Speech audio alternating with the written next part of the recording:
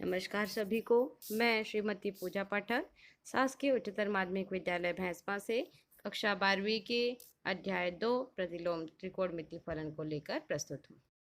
तो आज हम पढ़ेंगे अध्याय 2 प्रतिलोम त्रिकोणमिति फलन इनवर्स ट्रिग्नोमेट्रिकल फंक्शन। तो बच्चों, त्रिकोणमिति फलन तो आप लोगों ने पिछले कक्षा में पढ़ा ही है। अब हम पढ़ने जा रहे हैं प्रतिलोम त्रिकोणमिति फलन, जिसकी परिभाषा है। हम जानते हैं कि फलन f such that x tends to y का प्रतिलोम फलन तभी संभव है जब फलन f एक एकी आच्छादक फलन हो। तब क्या होगा? f(x) बराबर y bar every x is element of x and y is element of y। तब यदि हम x बराबर f को ट्रांसफर करेंगे तो क्या होगा? f inverse y। मतलब यहाँ पे हम बोल सकते हैं कि f इनवर्स f का प्रतिलोम फलन है। मतलब उसको पक्षांतर किया जा रहा है तो क्या हो रहा है? वो प्रतिलोम फलन प्राप्त हो रहा है। इसे समझने के लिए हम एक उदाहरण के जैसे समझते हैं। समीकरण साइन थीटा बराबर x पर हम विचार करते हैं। इसका अर्थ यह है कि दिया हुआ कोण, क्या कोण दिया है? थीटा की ज्या का मान x है। Sine theta is equal to x है, उसका मतलब हो गया। दूसरे शब्दों में हम कह सकते हैं कि थीटा एक ऐसा कोण है जिसके ज्या का मान x है। इसे सांकेतिक रूप में हम लोग किस प्रकार दर्शा सकते हैं? कोण को हम साइन इनवर्स x लिखते हैं। इस प्रकार क्या हो जाएगा? थीटा बराबर साइन इनवर्स x। अब यदि साइन थीटा बराबर x है, जहाँ पे साइन इनवर्स x एक ऐसा कोण है जिसकी ज्या का मान x है, अर्थात हम इसे थीटा का मान साइन इनवर्स x रखने पे तो साइन इंटू क्या हो जाएगा? साइन इनवर्स x बराबर क्या आएगा? x।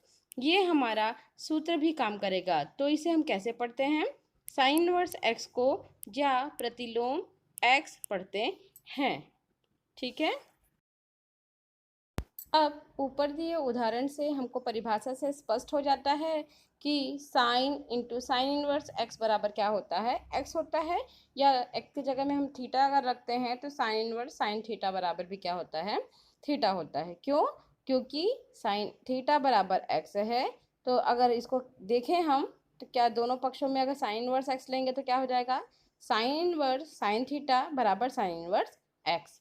तो साइन इनवर्स x का मान क्या है? थीटा है। इसलिए साइन इनवर्स साइन थीटा बराबर भी क्या होगा? थीटा होगा। ठीक इसी प्रकार हम cos inverse x, tan inverse x, cot inverse x और sec inverse x, cosec inverse x को भी परिभाषित कर सकते हैं। ये सारे त्रिकोणमितीय फलन कहलाते हैं। आइए हम अब इसकी परिभाषा में आते हैं। अतः बोल सकते हैं वे सभी त्रिकोणमितीय व्यंजक जो किसी कोण को उसके मान के रूप में व्यक्त करते हैं, प्रतिलोम त्रिकोणमितीय फलन कहलाता है। ठीक है। एक उदाहरण के माध्यम से इसे समझेंगे। यदि कॉस थीटा बराबर y दिया है तो थीटा बराबर कॉस इनवर्स y होगा। अब इसे अगर हम अंकित रूप में लिखना चाहें, ठीक है, तो एक क्वेश्चन हम लोग को क्या मिलता है? जैसे कॉस π/6 बराबर क्या होता है? √3/2 होता है। तो हम इसको क्या लिख सकते हैं? कॉस को अगर ट्रांसफर करेंगे तो π/6 बराबर कॉस इनवर्स √3/2 हो जाएगा। अब आते हैं हम प्रतिलोम त्रिकोणमितीय फलन के मुख्य मान पर, principal value of the inverse trigonometrical function. चलिए एक उदाहरण देखते हैं। अगर कॉस 30 डिग्री बराबर √3/2 है तथा कॉस -30 डिग्री बराबर भी क्या है? √3/2 है। तो इस प्रकार हम बोल सकते हैं कि कॉस +-30 डिग्री बराबर √3/2 है। ठीक है। अर्थात इसे अगर हम लोग इनवर्स फंक्शन के रूप में लिखना चाहें तो cos inverse √3/2 is equal to +-30 degree होगा। फिर भी कॉस इनवर्स √3/2 का मुख्य मान कितना होगा? 30 डिग्री होगा। हम देखते हैं कि मुख्य मान और व्यापक मान किस तरह से निकाला जाता है। उदाहरण के थ्रू देखते हैं। निम्न के मुख्य मान तथा व्यापक मान निकालिए। जैसे क्वेश्चन एक दिया है कॉस इनवर्स 1/2। ठीक है। तो इसका मुख्य मान हम लोग कैसे निकाल सकते हैं, 11th में भी पढ़ा है आप लोगों ने। तो मान लेते हैं कि कॉस इनवर्स 1/2 बराबर क्या है, थीटा है। हम प्रतिलोम फलन पढ़ रहे हैं, तो हम क्या करेंगे, इस कॉस को ट्रांसफर करेंगे इस साइड, तो ये क्या हो जाएगा, cos theta is equal to 1/2 हो जाएगा। अब हम देखते हैं कि ये 1/2 जो है वो कॉस के किस एंगल का, किस कोण का मान है, ठीक है ना। तो कॉस थीटा बराबर 1/2 जो है वो कितना है, 60 डिग्री का, और 60 डिग्री मतलब हम लोग क्या लिख सकते हैं, उसको π/3 लिख सकते हैं, ठीक है। अब दूसरी चीज़ हम लोग यहाँ पे ध्यान देते हैं कि ये जो 1/2 है वो क्या है, धनात्मक है। तो 1/2 क्योंकि क्या है, धनात्मक है, इसलिए जो π/3 का अंतराल क्या हो जाएगा, 0 से लेके π/2 में होगा। क्यों होगा, एक्चुअल में जो कॉस का अंतराल होता है वो -π/2 टू π/2 होता है, ठीक है ना। लेकिन माइनस मतलब ऋणात्मक हो गया, लेकिन यहाँ पे क्या दिया है, ये धनात्मक दिया है, इसलिए 0 से लेके π/2 में होगा। इसलिए हम बोल सकते हैं अतः कॉस इनवर्स 1/2 जो हमारा क्वेश्चन है उसका मान क्या हो जाएगा, यहाँ से बोल सकते हैं क्या हो जाएगा, π/3। मेन वैल्यू मतलब मुख्य मान ये हमको चाहिए कितना है, π/3 है। तथा व्यापक मान के लिए हम क्या करेंगे, कॉस इनवर्स 1/2 का व्यापक मान आपको मालूम है, आप लोगों ने लास्ट ईयर भी पढ़ा है, क्या होता है व्यापक हल, 2n प्लस माइनस अल्फा होता है।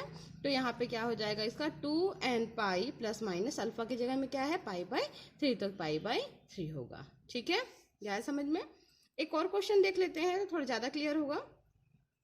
जैसे दिया है second question, tan inverse -1 is equal to theta. मान लेते हैं, हम क्या मानते हैं, tan को ट्रांसफर किया तो tan theta is equal to -1, ठीक है। अब चूंकि यहाँ पे क्या है, -1 है, ऋणात्मक है, इसलिए इसका मान कहाँ से स्टार्ट होगा, -π/2 से लेके ऋणात्मक मान कहाँ तक जाएगा, 0 तक जाएगा, समझ में आया। अब इसके बाद क्या करते हैं, tan का मान -1 क्या होगा, -π/4 होगा, क्योंकि ठीक है ना। तो इज इक्वल टू क्या हो गया, -1 हो गया। -1 किसके लिए वैल्यू होता है, यहाँ पे देखेंगे कि 10 में -1 वैल्यू किसके लिए होता है, 1π/4। तो अब यहाँ पे 10 को देखें तो tan इनवर्स -1 का वैल्यू कितना आ जाएगा, मुख्य मान इसका -π/4, ठीक है। तथा व्यापक मान tan inverse -1 is equal to क्या होता है, n माइनस प्लस अल्फा होता है, तो यहाँ पे क्या है, माइनस है, तो क्या हो जाएगा इसका n π-π/4, ठीक है। अब इन सूत्रों को हमें ध्यानपूर्वक देखना है, अपनी कॉपी में लिखना है और साथ में याद भी करना है। बहुत जरूरी सूत्र है, रूपांतरण गुण को प्रदर्शित करते हैं ये सूत्र। जैसे साइन इनवर्स x है, अगर इसे हमें कॉस इनवर्स के रूप में, टेन इनवर्स के रूप में या कॉट इनवर्स के रूप में लिखना है तो क्या करेंगे, तो साइन इनवर्स का रूपांतरण हो जाएगा। अगर हमें इसे कॉस इनवर्स के रूप में लिखना है, कॉस इनवर्स √1 - x²। अगर इसे टेन के रूप में लिखना है तो tan inverse x upon √1 - x²। Cot के रूप में cot inverse √1 - x² upon x होता है। इसी प्रकार से कॉस इनवर्स को भी साइन इनवर्स, टेन इनवर्स और कॉट इनवर्स में परिवर्तित किया जा सकता है, और टेन इनवर्स को भी साइन, कॉस, कोसेक इनवर्स और सेक इनवर्स के रूप में परिवर्तित किया जा सकता है। ये सूत्र दिए हुए हैं, इन्हें आप सभी ध्यानपूर्वक अपनी कॉपी में लिखेंगे और याद करेंगे।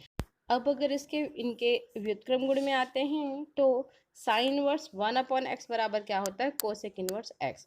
मतलब सिर्फ थीटा की जगह में जो वैल्यू देता है उसको बस पलट देते हैं। इसी प्रकार से अगर साइन इनवर्स x होगा तो वो कोसेक इनवर्स 1/x हो जाएगा। कॉस इनवर्स 1/x होगा तो वो सेक इनवर्स x हो जाएगा। कॉस इनवर्स x होगा तो वो सेक इनवर्स 1/x हो जाएगा। टेन इनवर्स 1/x है तो वो कॉट इनवर्स x हो जाएगा, और टेन इनवर्स x है तो वो कॉट इनवर्स 1/x हो जाएगा। ये और भी सूत्र हैं। साइन इनवर्स -x बराबर क्या हो जाता है, माइनस साइन इनवर्स x लिख सकते हैं उसको। साइन कॉस इनवर्स -x को pi minus cos inverse x लिखते हैं, और tan inverse -x is equal to minus tan inverse x। Cot inverse -x is equal to pi minus cot inverse x। Sec inverse -x is equal to pi minus sec inverse x। और इसी प्रकार से ये सूत्र हैं। इसी प्रकार और भी इनमें सूत्र दिए हुए हैं।